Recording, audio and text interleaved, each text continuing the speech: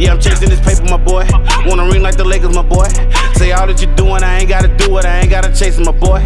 Say I'm rockin' designer, I'm fly like a pilot. Just bought the car, ain't got no mileage, one look in the safe. Money is piling, she wanna vacate, then we out to the islands. I'm after this paper, my boy. Wanna ring like the Lakers, my boy.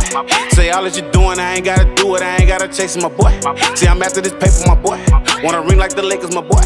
Say all that you're doing, I ain't gotta do it, I ain't gotta chase it, my boy. My boy. It's your boy Young Knight, man. We here at the Breaking Bread podcast, man. Breaking Bread, this is the first show, right?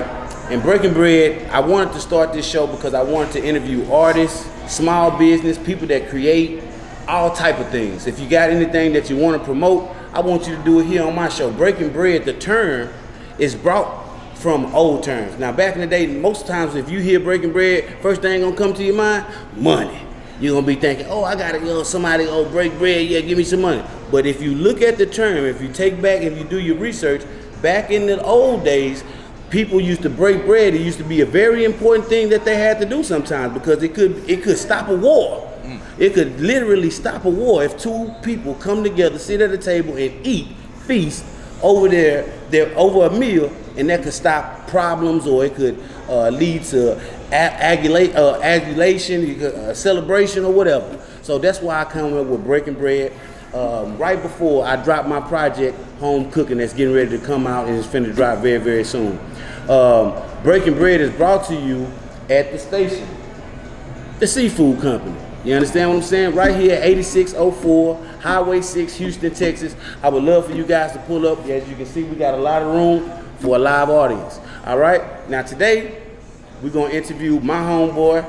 Y'all might not know him, but if you do know him, that's good, but y'all gonna know him today. My man, my homeboy, Tre Thomas. What's happening, man? How you doing, bro? Man, I'm good. Appreciate you having me out, man. I appreciate you for coming. Yeah. Tre Thomas is not only an ex-NFL player and not only a Texas alumni, he's the owner of the seafood company. So he's graced us and let us come into his establishment to start our podcast and do our podcast here live. And we thank you for that. I appreciate you for that. I don't take that for granted. So we're gonna get right into with Tre, some of the things that about his life. We're gonna first Breaking Bread. It started like we go entrees, or we go appetizers, entrees, and dessert. All right, y'all. I'm gonna say it again because I know I was a little, you know what I'm saying? We go appetizers, entrees, and dessert. You know, just like you do if you eat at a real restaurant. You know what I'm saying? You eat at a real restaurant, that's how it come. It come out just like that. All right, with appetizers, we're gonna talk about the beginning of Tre's life. All my guests. So if you want to come on, this is how we gonna do it. This is how the format is. Beginning, we talk about appetizers. We get appetizers. We eat a little bit. I don't want you to eat too much because, you know, folk can't understand you with no full mouth, all right? So when you come, ain't got, you know what I'm saying? Appetizers first. We'll talk about the beginning of your life. When we get to the main course, as it sounds, we'll get into the meat of your life. And then the dessert, I ask everybody things that they want to talk about, things that they want to promote, and we get into that as the dessert. So today, we're going to start with the appetizers with my homeboy Tre. And the first question that I have for you, Tre, What's up? is you were born at Kibner High School, right? You were actually born in Sugarland. Yeah, well, I was born in Southwest Houston, a neighborhood called Briargate. That's in Missouri City. Okay, that's originally where I was born. I moved to Sugarland after that, and ended up finishing my high school career and all that stuff in Sugarland. Okay, and you went to Kibner High School. Kibner High School, yes, sir. So before you went to Kibner High School, though, I want to know, how was you as a kid? Man, if you let my mother describe it, I was into everything. I was one of those curious kids. I had a great upbringing though, and you know, just curious, man. That's the way I would describe it. But I can tell you that curiosity led me to a lot of trouble. As far as just, you know, I got a lot of whoopings, man. I'm gonna be honest with you. I got a lot of, and I was always into something. So You know, I was just I had a fun childhood, man. Just a curious kid, always into something, and just a natural entertainer. Natural entertainer. Natural entertainer. I was always getting in trouble for doing too much. For doing a little too much. In front of company or whenever somebody was home, it was action. That sounded a little bit like me coming up. A little bit too much of a class clown, you know what I'm saying? And, that's right. So that was me. That's good. That's good to hear. So okay, now once you got to high school, were you a popular kid? Were you what kind of kid were you in high school once you got to high school? Man, I was very social. I never had a problem fitting in and being social. Thank you so much. Y'all see them wings? These are Creole candy wings. Okay. You can only get this from the Station Seafood Company. I do want to make that plug. You heard that? You heard that? You can only get Creole candy. You can only get them at the Creole station. candy. Okay, I'm gonna taste one real quick for the camera. Creole candy wings. You can only get this at the station. I'm gonna tell y'all the truth now. And I already know about the wings. Get you straight. Live. You see what? You see me finger looking good. Finger for real, no cap. Thank you, man. I appreciate it. Really I forgot. So yeah, but I was just saying, how was you once you got to high school? What kind of kid you was in high school? Man, look, so school really wasn't a problem for me. High school, I made really good grades. I was real social. I got in a lot of just mischievous type trouble just because, you know, I'll be honest, I didn't try. It just came natural. As far as I was naturally inquisitive, but I wanted to learn the things that I was being taught. You know, so my grades were always good. In fact, I remember, I think by the time I was in 9th grade, 10th grade, you know how you have to bring your report card home and get your parents to sign it. Right. Well, I would always forget and end up getting almost in detention because I would never bring my report card back. Right. And so I said, look, Mom, I can't remember to keep doing this. So let me just go and sign the card. Right. And so my report card never even made it home, but I just come home, yeah, Mom, it was A's and B's. Yeah. And we had that kind of thing. But man, that's really good right there. Yeah, but my mother was a teacher, so she's an attorney now. Okay. But before she was a school teacher, so I mean, education wasn't to be played with. Right. So you knew what the standard was, and you didn't have to pull my teeth for me to want to learn something. Right. So I a lot of that correlates to what I do now, but that's kind of how it was for me. And then, you know, I was like a normal kid in high school, man. Everybody started liking females. So I would say a pretty popular kid in high school. Yeah. Girls wasn't no issue in high school. No. I was a freshman. I put it like this. As a freshman, I went to the senior prom. Oh yeah. You know. Hey, that's a feather in your cap. That's a feather in your cap right there. I don't know how you're going to take that. That's what it is. I'll say that. Because you know freshmen don't go to no prom. No. You know freshmen don't go to no prom. You had to got asked by somebody. I know. Yes, sir. Yes, sir. Yeah, so that's definitely a feather in your cap so right there. I can say that, and that's what it was. Oh yeah, that's definitely good. That's definitely good. Okay, now was football something that you wanted to do off the bat? Like, was that something that, you know, from a kid, you know, you got a lot of people that tell you, I knew at 8 years old I wanted to be. Oh yeah. You know what I'm saying? Was that like that for you? It wasn't that. No, man. So I'm 46 years old. Okay. So, you know, on my street, we was always outside playing whatever. If it was basketball season, we playing basketball. It's football season, we playing football. Yeah. Baseball, we got a closet stick and a tennis ball, making bases at people's mailbox. Like that was my upbringing. So we was just naturally athletic because we wasn't allowed to stay in the house. Right.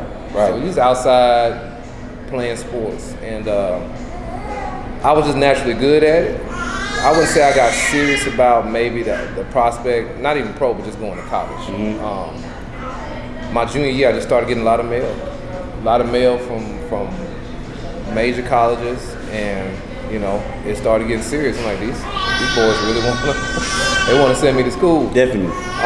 But like I said, my grades were good, so I planned on going to college anyway. Or I had that was just going to be the natural next step. Right. But I wasn't thinking of having a university want to pay for me to do it, and that's basically what it was. Yeah. So no, I wasn't one of those people who said, ooh, let me get it. That didn't really happen until I was in college. Okay. Once I got in college, and now I got to see how I could play at that level. You know, because you come in, you're great in high school, but then you get to college. Yeah, everybody will start in high school. That's right. And then you get to college, and it's like, oh, wait a minute. they talk about it. Then you're around everybody. And so it wasn't until I started to kind of put in the work and excel at that level. Like now, I'm like, okay, I had a very good college class, and you know, to be able to start on that level for 3 years, that was something. So that's when I started thinking about stuff like that. So what position did you play in high school? Everything? Everything. Yeah, because that's how we usually grow up. You know, we play. Yeah. I tell my son to this day, you know, you ain't here. I want to be a receiver. I was like, bro, you 10 years old. You a football player, bro. Well, if I got to ask you to go get on the line, you better go do it. And I did, man. So I started as an offensive lineman in Little League because I was too big to play running back. Right, I was over the weight. Over the weight. I was kind of a chunky kid, but I was always could run fast. So once I started slimming down, I played running back, safety. My senior year, I was quarterback of my high school. Okay. But I was a running quarterback. I wasn't throwing the ball. Right. But pretty much everything, man. I don't know if this is true. Somebody can fact check it. I don't know if it's happened since then, but I know in Fort Bend, at the time, I was the only player to be first team all district as both an offensive player and a defensive player. Okay. So, that's good. That's awesome. Yeah. That's awesome. I mean, looking back, if you would interview me maybe, I don't know, 3-4 years ago, I wouldn't even be able to tell you that. Yeah. But now that I'm older, I'm looking back, like trying to recap some of those memories. When you're in the moment, you don't think about it like that. So I had to look at some of my own stuff on the wall and just like, you know what, I did do that. And the customers asked me about it, and I got to jar my memory because that was 20, 30 years ago. Right. So I ask you this. My next question for you is: did you have a favorite teammate? You had, on the high school level. Did you have a favorite teammate on the high school? Because I know I had, I played a little high school football, and man, those locker room, they was awesome. It's the same. I think that's the thing about sports in general. Is like you get to, create these relationships, and I mean, it's lifelong bonds. Right, definitely. So, man, we had a crew in high school. I had a bunch of good friends. Some of them still some of my best friends today. Facts. Absolutely. Facts. Okay, so how early? Now we kind of talked about. We kind of touched on this a little earlier. How early did you know that you could play on the next level as far as college ball? Probably around my junior year. Right. Going into my junior year because I had some injuries early on. I had some shoulder reconstruction and stuff like that. So you got injured in high school? I got injured in high school and in college. So I had one reconstructed in high school, and then I had this other one reconstructed when I was in college. Okay. So it wasn't until the college reconstruction was successful, and then I was back on the field and I felt good. That's when I knew that I could probably try to compete on the other level. Okay. This is the last of our appetizer questions. Then we're gonna go into our main course. Who helped you stay on track? So many times, and I'm sure you know this too. You done probably ran across some kids that was good, really good in high school, but just didn't have the guidance. You know what I'm saying? Didn't have the proper guidance to tell them what to do or tell them exactly what they needed to do to get to the next level. So who kept you on track as far as in school? Like I know you talked about your mother. So who else, if it was just your mother, talk about her some more, but I want to know who kept you on track, who helped you do that a lot. Man, it became a community effort, but my parents, the way you raised, I grew up in a household where, we had to take care of what we were taking care of. And you got held accountable if you didn't. Right. That was just it. Yeah. But I was when you say on track, I mean I had my share of like off-track activities, right? But if you ground it, between your faith and your upbringing, it's only so far outside the lines I'm gonna cover. Right. You know what I'm saying? Right. You get presented with opportunities to get into all kinds of nonsense, but you got to have a moral compass that kind of restricts you from going way off. So I indulged in everything else that anybody else might do, but everything was in moderation. I think I never really got push it to the limit, right? I never pushed it. No, I was a limit pusher, but I think it was just still a wall, that I knew I wasn't going to cross. Yeah, that's good. And so I guess to answer your question, man, when you get to college, you kind of that's the way this universe works, man. You get around people that's like-minded, like you, just attract people who are into what you into. Right. So if it was a bunch of hoodlums, then That's hoodlums gonna want to attract. Right. So you know, when you carry yourself a certain way and you have a certain kind of upbringing, it just seemed like these guys that became, you know, my quote-unquote family, we were just naturally bonded because we had some of the same some things in common as far as our moral compasses. That's good to know. That's good to know. That's gonna end the appetizer portion. Go ahead, yeah, man. Get you one of them wings. I know they good. They that good. drip, man. Hey, Look y'all, that. hey, and the ranch is good too. Let me say that too. We make it from scratch. It's good. It's really good. No cap. Like, I mean, you got Hidden Valley and all these other ranches. This ranch is good, man. So y'all make sure y'all come up here, 8604 Highway 6. Highway 6 North, Houston, Texas, 77095, man. Y'all come up here and get y'all some wings. That was the appetizer portion. We'll be back, man. We're gonna send a quick commercial from one of our sponsors, Jackson's Auto Service, man. If you get with Jackson's Auto Service and you mention Breaking Bread, the podcast, you get 10% off.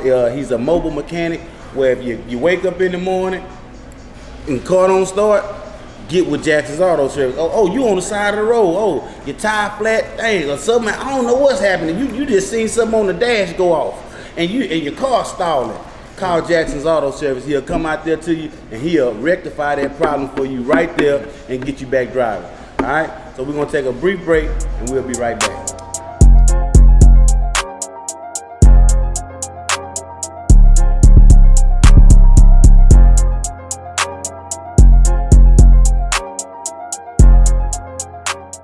Welcome back, man. Breaking Bread podcast. We just finished our appetizers with Mr. Tre Thomas, and we finna get into our entrees. Y'all just seen a commercial from our sponsor, Jackson's Auto Service. Make sure y'all please get with them if you ever need some auto service needs, all right? Because we do here at the Breaking Bread podcast. We use Jackson's Auto Service. All right. So from Kipner High School, from Kipner, Sugarland, Texas, all the way to Austin, Texas, which is not too far. How was it being away from home for the first time as a high school 18-year-old kid? Man, it was exciting for me. I was ready to go. I had a number of different schools that I could go to. Let's talk about some of the schools that you could have went to. Let's see, man. For my recruiting trips, I ended up going to UCLA, Syracuse, Colorado, Texas, and Texas A&M. And what made you choose Texas out of all those schools then? It was honestly the place where I knew I just felt the most comfortable. Okay.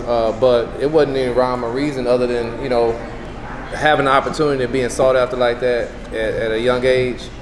I literally chose my visits based. I just opened a U.S. map. I said I'm gonna go to the East Coast, the West Coast, the Midwest, and the South. So that's really how I picked the schools I wanted to visit. Who was the best school at the time over there on the East Coast? Syracuse was really doing some stuff, right? So I was like, all right, I'm gonna go see them. Then UCLA had some action over there, so I went to see them. And that's how I planned my whole recruit trip. But when I went to Texas, man, it just something resonated in me. You know, you just know. I can't describe it. It's like I believe God speaks to you in your gut. You know what I'm saying? So when I say it's a gut feeling, that's a God feeling. You know, like I just felt like this is where I belong. Yeah, and it was one of the best cities of my life. Yeah.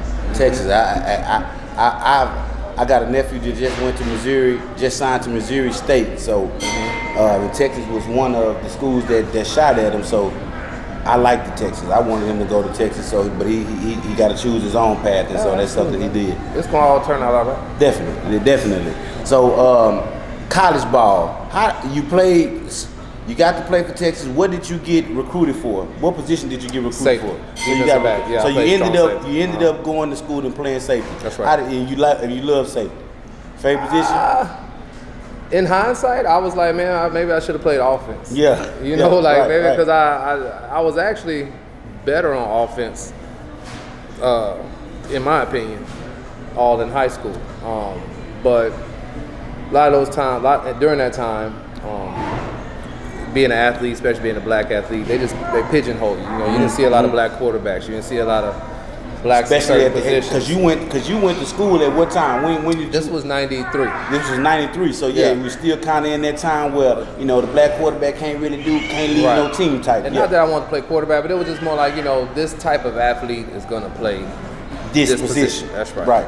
And so I should have, because later you had the Charles Woodsons of the world, who basically went to college and played both ways. And I probably should have kept that same mentality, right? And had the wherewithal to try both. But you know, I just kind of stayed on that lane. But I was still good enough to excel and start at UT in that. And you started all 3 years? Well, yeah. So I started for 3 years. My freshman year. Oh, you were a true freshman when you got there? True freshman, okay. Yes sir. That's I didn't redshirt or anything. So the first game I was going to start was like the 6th game of the season. In practice, before, and it was we playing U of H, so I'm coming back home, and coach was going to let me see, say, man, I'm going to start you this week. So I'm excited. Like, hey man, I'm going to start in front of my hometown. And that week in practice, man, that's when I dislocated my shoulder, out for the season. Dang. Right before I was gonna come back to Houston. Wait before you come home, basically. Yeah. You know, and I know you was ready for that one. I know how them home games be. I was. I mean, excited. You know, man, I was raised out here. Yeah, I'm finna play in front of my folks. That's right. Yeah, that's right, man. So that was tough, but you know, I didn't play any more the rest of that season. And so coming into the next season, I was already pegged as one of the starters. And keep in mind, my class when we came in, we had 3 of the top 5 defensive backs in the nation came in with me at Texas. Okay. So you had some competition. I started. No, we came in and started as a group. Oh, okay. Oh, y'all all was of hard. us were on the field. Y'all was tough. We had a cornerback, another safety, and me. Oh, y'all was hard. So we played as a group, as a unit, all those years together. So that bond. Y'all was like the Legion of Boom almost. You know what I'm saying? Something like that. Well, we got better and better every year. Right. But yeah, we all came in and started young. So who was your at Texas? Who was your coach at Texas when you went? John McAvee. John, I heard that John name. McAvee. So if you had to pick a favorite coach, I mean, out of high school, because I don't know if you had different coaches in high school. I don't know if you had different coaches in college. Yeah. Was he your favorite coach, if you had to say? No, I didn't really have a relationship with John McAvee. I mean, he was more of an offensive coach, but our position coach, Coach Bernstein, you know, you love him or hate him. He was tough on us, man. That was the toughest coach I ever had in my life. Yeah, that was one question I was going to ask you. If you had a coach that if you could still suit it up today, you'd probably still suit it up today for him. I don't think I suited up nobody anymore today. Yeah. It'd be tough to get me to put a suit on right now. But I just still have relationships with Bernstein, Coach Bernstein. Go and introduce what you got out here, man. Okay, so for our entree portion, man, I brought out one of our most popular dishes. I mean, we're the Station Seafood Company. We're known for fish and shrimp. Right. So I got fish and shrimp. This is 85% of what walks out of here. I fried fish and shrimp with some crispy fries. So. I eat here often. I just want to let y'all know that I eat here often. I already know the food good, but I'm gonna try it for y'all just so y'all know. Yeah, knock it out, man. So one thing about being around seafood all the time, man. I mean, honestly, I've been doing this 15 years now, and it's tough. It's tough for me to sit down and just eat my own food. I'll starve in here. I understand. I feel you just. I mean, it's like eating a burger every day. After a while, you just like, man, come on, man, I need something different. Anything other than this. Matter of fact, I got some short ribs marinating in there. I'm gonna go home and cook. Yeah. I came here with some other groceries to marinate so that I can grill it when I get home. So you went. So you got to play. Okay? So let me ask you this question, then we'll go to the second half of our entree. When did you know that the next level, the NFL, was obtainable for you?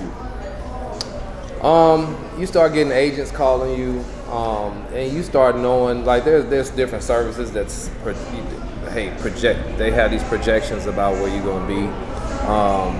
So that's when I began to say, okay, I'm gonna make this a real goal. And you know, I played with some guys where that was definitely what they were gonna do. But I was kind of, I don't know if I'm gonna make it to that level. And so, but once I started seeing some of the print ups and things like that, I was like, okay, let me go and just focus on this and say this is a goal of mine that I want to do it. So that's when I really turned that corner and like really invested my heart into trying to make it to the league. Okay, and you didn't, when you in college, what was the the hardest thing you had to face on the college football field? You know, did you face any adversity that made you say, you know what, that maybe had you on the borderline of walking away from it and just say, you know what, I'm just gonna go to school? Dealing with injuries, man. Yeah. So I'm gonna ask you this: were you were injured frequently in your career? Well, like I said, I hurt my shoulder my freshman year, and that was a big emotion. You know, when I was out for the rest of the season. Right. And I'm watching my peers able to still go and excel. And this, you know, once I had the surgery, I mean, we talking about a reconstruction. Right. They're basically making a whole new shoulder. So this is 6 months of intense rehab. You go from not being able to lift your shoulder to now you got to get back to where you can push 100 pounds. Right. You know, so that process in and of itself, it really makes you, if you can do that, it's gonna make you mentally, if you can do that mentally, you're gonna come out a whole lot tougher. So that's when I developed a lot of my skill sets that I know I use today. As far as my mental toughness, my ability to take an L and hold it and just say, okay, how we gonna get back? Right. And the patience. You know, it's not gonna be a quick fix. That rehab was 6 months. Right. So every day I gotta show up, see little bitty inches of progression, right? And that's an analogy for where I am now. I kind of take that same approach in business. You know, like, okay, I got out of that mode of saying it's gonna happen right now. Just take your time. Let's learn from the mistakes, get it right. And I developed that while going through those rehabs and doing that stuff in college. That's a good answer. Yeah. That's a good answer. I like that. So so you go to the NFL. Did you get drafted? I did not get drafted. Yeah, so you went undrafted. I went undrafted. And the first team I went to was the Detroit Lions. Detroit Lions. You got to play for 3 teams: the Detroit Lions, Jacksonville Jaguars, and there was one more team, The New York Giants. The New York Giants. Yeah. That's who it was. So the first team you went to was the Lions. Go ahead. Yeah, first team was the Lions. Went through training camp with them. Ended up being cut. Right. So sat out that whole rest of that season. Ended up. Actually, no, I got signed the last game of that season by the Jacksonville Jaguars. And then I went through their whole off season, they training camp with them, and unfortunately ended up getting cut again.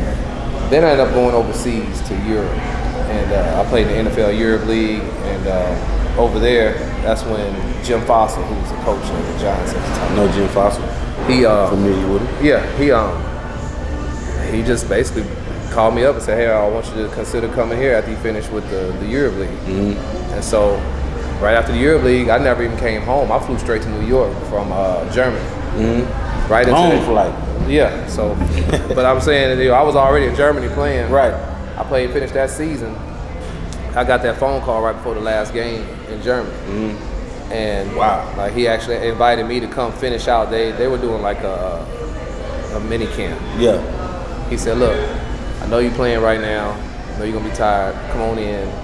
You can spend the last 2 days of our mini camp with us. And so they brought me in. They signed me from the way I played when I was overseas. Right. And to this day, I mean, that was the only NFL team that really looked at me and wanted, said, hey man, we're gonna give you a shot. Right. Period. And so I always respect New York for that. That's kind of probably, I still cheer for them. I was gonna say, so New York was still you would say that's your favorite team right there. Yeah, just because that's where I really felt like, I they fit wanted in, you, they wanted me, things were nice. So I ended up playing there. That was the first time I actually got on the field, got some game action, and that was a good experience. Now me and you rivals, because I'm a Cowboy fan. You know what I'm saying? And everybody know that. I know y'all know that out there. Y'all know your boy Young Knight Cowboy, diehard Cowboy, man. You know what I'm saying? Cowboy fans that just go crazy, like talk.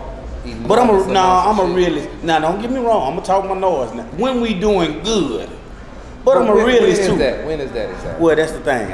Sometimes I ain't been able to talk lately. They ain't been giving me too much to talk about lately. Good God. You know what I'm saying? So that's the bad thing about that. So let me ask you this question, then we'll go into our dessert portion. What advice would you give any athlete trying to make it to the next level, or maybe having aspirations to play football, or what was your advice on that? Well, landscape has changed, man. I mean, these guys have an opportunity to actually earn some life-changing income coming out of high school. Right. That wasn't the case for me. But what I do know is from my experience from playing in the NFL, if someone was to ask me, or if I was talk to a young man who I knew was just gung-ho into it, I mean, I probably wouldn't encourage him to play football. And the reason is, physically, I just don't believe that you should be banging your head against anything like that. And that's, the evidence of that is coming out now. I mean, I got a lot of friends that's on disability, and it was a great experience. But if you, in hindsight, if you're gonna ask me,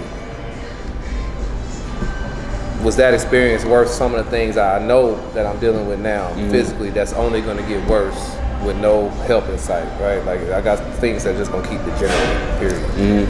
Because I sacrificed and beat up my body so bad during that time. I mean, I just wouldn't recommend it. But if you are gonna do it, I mean, there's definitely opportunities to put yourself in a position where you can choose to walk away before it becomes, you know, detrimental. If you do stuff right with your money, you know. And like I said, all the different opportunities at a younger time. But the game has definitely changed.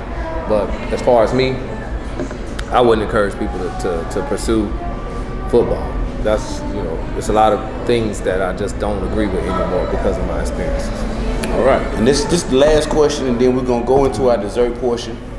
Is there any stories, that locker room story, on the field story, teammate story? Is there anything you can tell us about, or a funny story, a good memory, something that was memorable to you in the NFL, or something you can go back on and, you know, something that was cool that we don't know nothing about behind closed doors, something like that? Well, look, it's locker room talk, man. Right. You know, it's kind of like what happens in Vegas stays in Vegas. Okay. So, I mean, I was privy to a lot of, when you get to these guys are superstars. Right. You know, I was in the same locker room with Barry Sanders. Okay. You know, that's old school. Yeah, I know Barry Sanders, the best one, the greatest running back of all time, some would say. I was in the same locker room with Michael Strahan. I know Michael Strahan. Yeah, and he's a superstar now. Yeah, one of the best DNs of all time. Yeah. And he on ABC and all this stuff. Yeah. Developed a whole different level. So to know these guys, to be a part of, to know these guys and be a part of and watching that development from a first-hand point of view, it's very inspirational, man. But as far as just any story I can tell you, I just say in general, man, it's a great, when you're in that gladiator sport and everybody putting that stuff online, you just develop bonds that are very hard to break. I can definitely understand that, because when you're in a fight with somebody, that's right. It's a whole different ball game. I can definitely relate to that. That was our entree. See, I'm getting used to this, because I don't go to no real restaurants. You see, I don't go to no. I gotta go to real restaurants, so I know what is going on. You understand what I'm talking about? We finishing the entree portion with my boy Tre Thomas, and we finna get ready to go into our dessert portion. We got a commercial coming up from one of our sponsors. We'll be right back.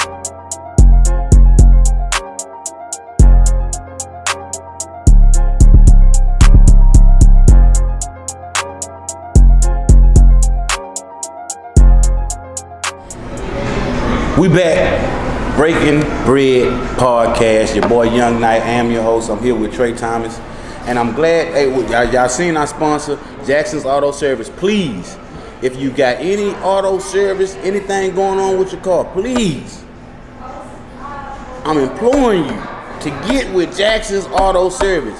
He'll come to you. You ain't got to leave your house. He come right to your driveway and get you right. All right.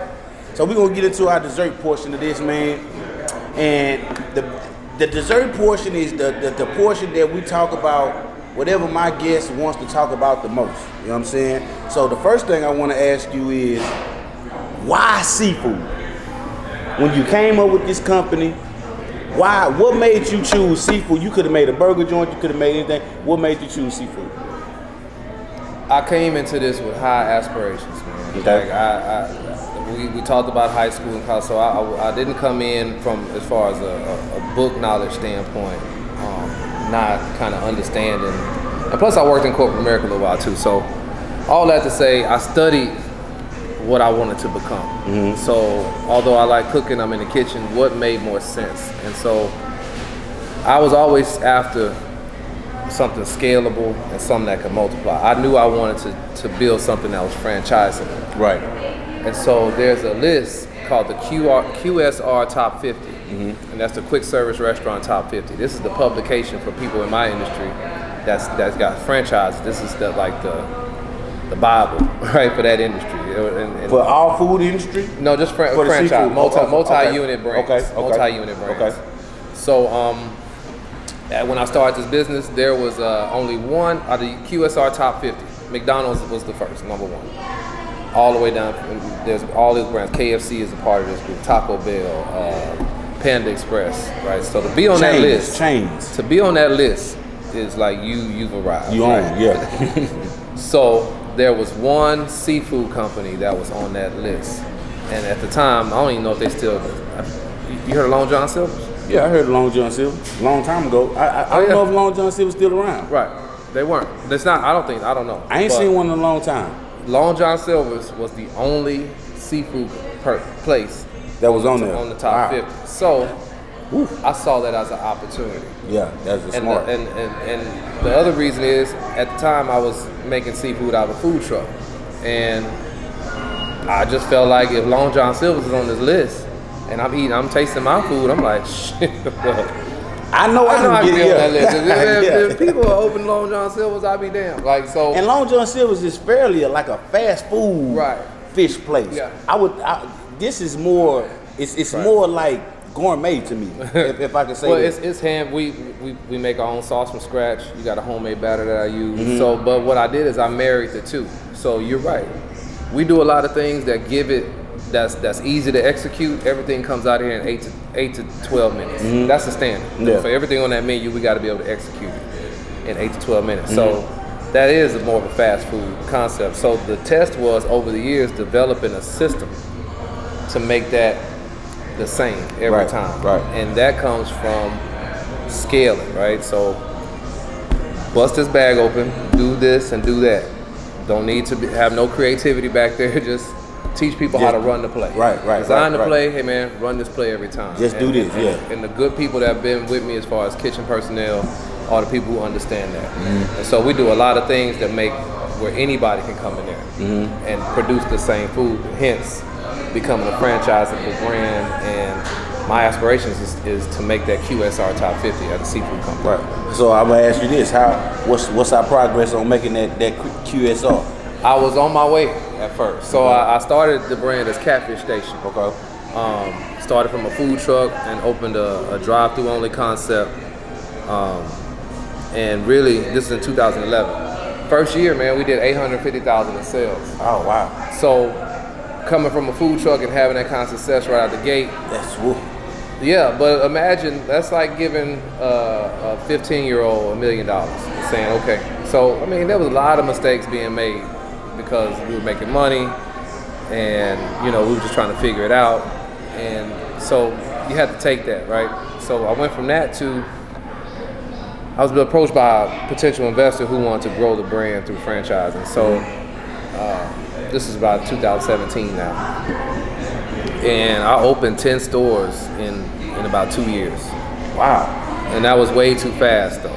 So that Catfish Station brand, although I still own the intellectual property, as a unit, we went from 14 stores to now there's only 4 Catfish Stations left. Okay. So while the brand was declining because of just poor franchising practices, I decided to rebrand to the Station Seafood Company. So right now I'm in the process of taking all those lessons along that journey and restarting. I mean, I think if you can get behind me, I'm starting to encourage people to come back and let's rebuild this, but with the lessons learned and do it the right way. Right. So I'm primed to get this machine going again. But again, I'm driven because I want to make that list.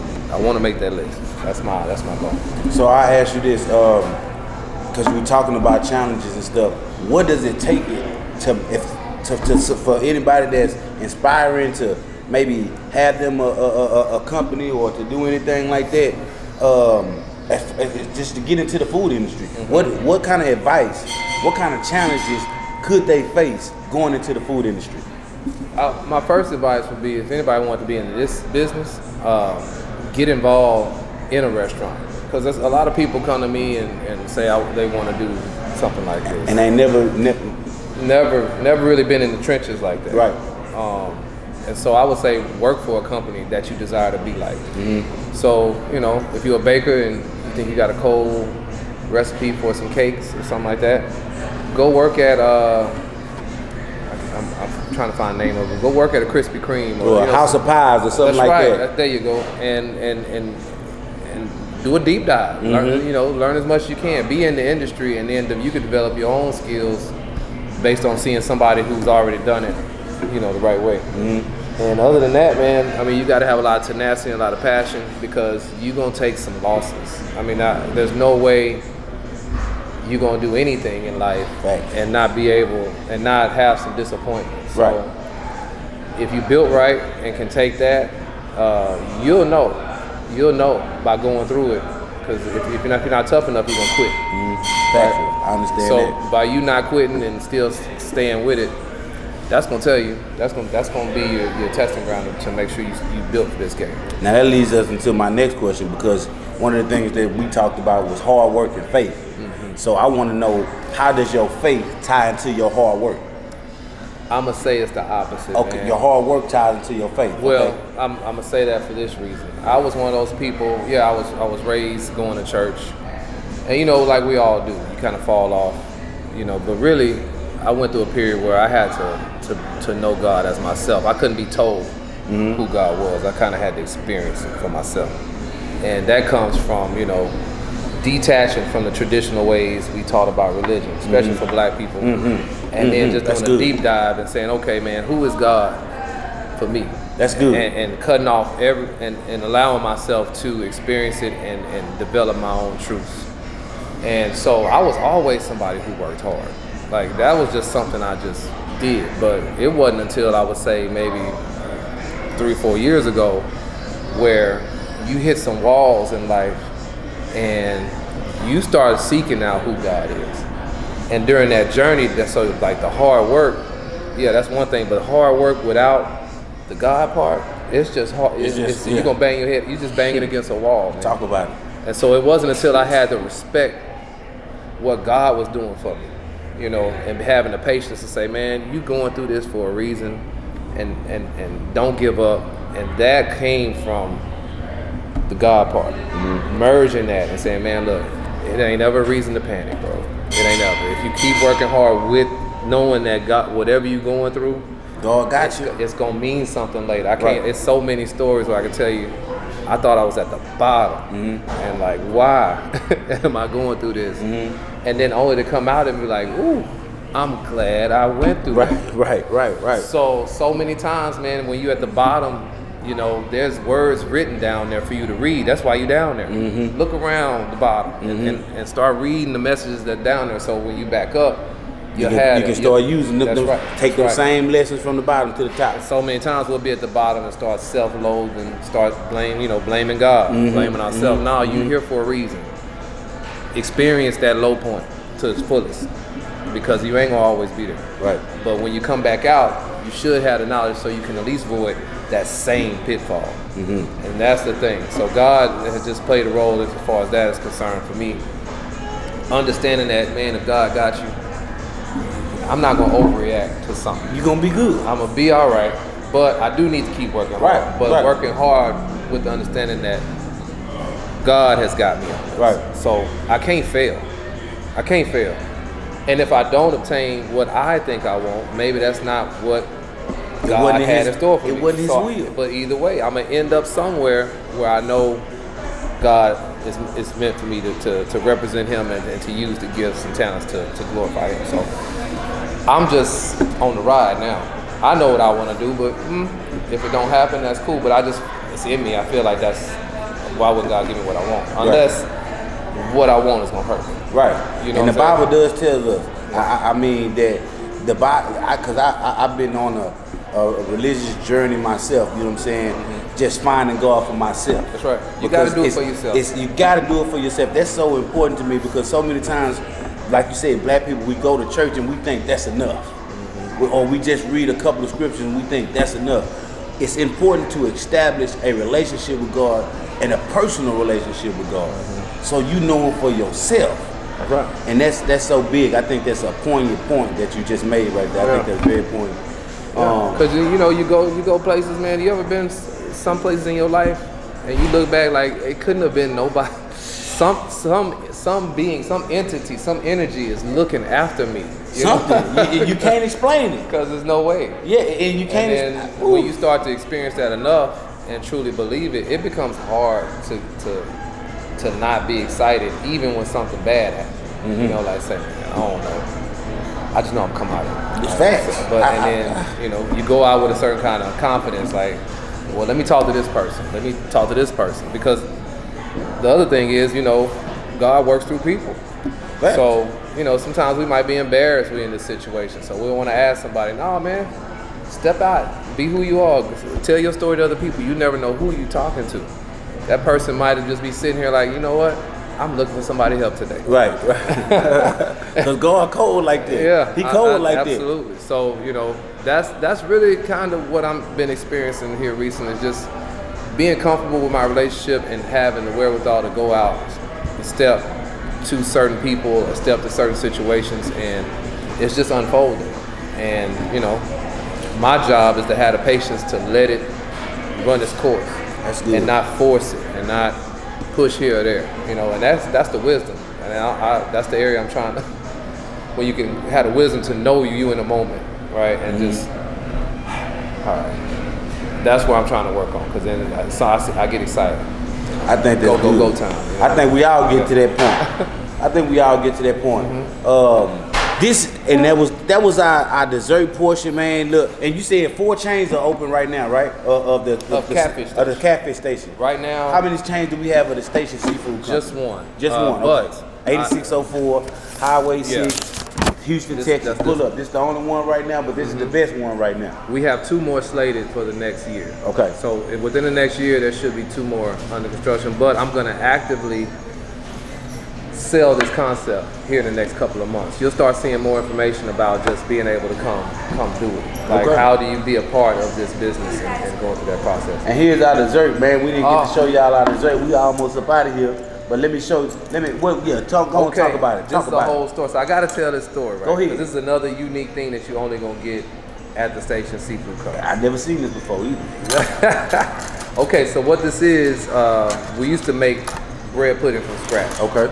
And one thing is, you know, when you bake something in the oven, and like I said, we put stuff out every 8 to 10 minutes. I mean, we want food to come out 8 to 12 minutes. Yes. So to do that, I would have to take a freshly baked bread pudding, put it in a cooler, may sell it over the next 3-4 days.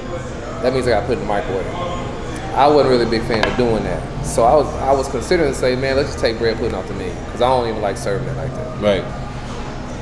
I was in the kitchen just playing around, got some bread pudding, balled it up, and I just shot it in. We fry baskets, right? It wasn't in the grease yet, but I just kind of shot it over there. And then I just put the ball in the grease. Just to see what happened. Yeah. And this popped out. And when it popped out, I said, okay. I started eating. I was like, say, man, it's all right. We got something. Yeah. We got one. But, you know, that's just me. So what I ended up doing is I started making a lot of them. And this was a couple of months before I put it on the menu. Everybody who walked in, I say, man, just taste this. Tell me what you think. Yeah. And to a man and to a woman, man. I only had maybe 1 or 2 negatives. But right now, we sell about 350 of these a week. Wow. Good. This particular one that we're about to eat right now, this is a peach. I call this a bread pudding peach cobbler beignet. So I love peach cobbler. So. This is infused with. Have you ever had this? I never had this one. So I never had this. An authentic reaction. This right you finna get a real authentic reaction. And hey man, don't play, like, just be honest. I'm gonna be honest. I pride myself in honesty, even if it hurt my feelings. So you got the crispy outside crust. I see That's that. a bread pudding filling. You see the peaches in there. And this, I want to take this was breaking bread. I'm gonna eat this. I'm gonna give y'all my reaction, and I'm gonna give y'all my sponsor one more time. And we finna get up out of here. I hope y'all enjoyed the show. This was Breaking Bread right here, 8604 Highway 6, North Houston, Texas, 77095. Man, we're gonna be back here next week. I would love for you to join me, get you something to eat, and watch the show live. If you can't do that, all these shows go up on Wednesday. I was here with my boy Tre Thomas. Our sponsor is Jackson's Auto Parts. So I'm finna eat this. I'm finna let y'all know what this like, and I want y'all to come on back with them. Just take your time.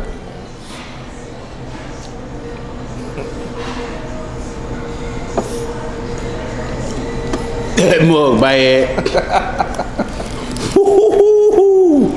Man, y'all gotta get. It's different. This right? a peach cobbler beignet. Right. Y'all gotta come get this right here, man. No cap. Peach cobbler beignet. It's a true invention. It is good. Yeah. It's crunchy on the outside, soft on the inside. Man, y'all, hey, we'll breaking bread. We'll be back next week, man. This one I'm getting next week for dessert. Hey, I appreciate it. Oh yeah. Yeah. I'm chasing this paper, my boy. Wanna ring like the Lakers, my boy. Say all that you're doing, I ain't gotta do it, I ain't gotta chase it, my boy.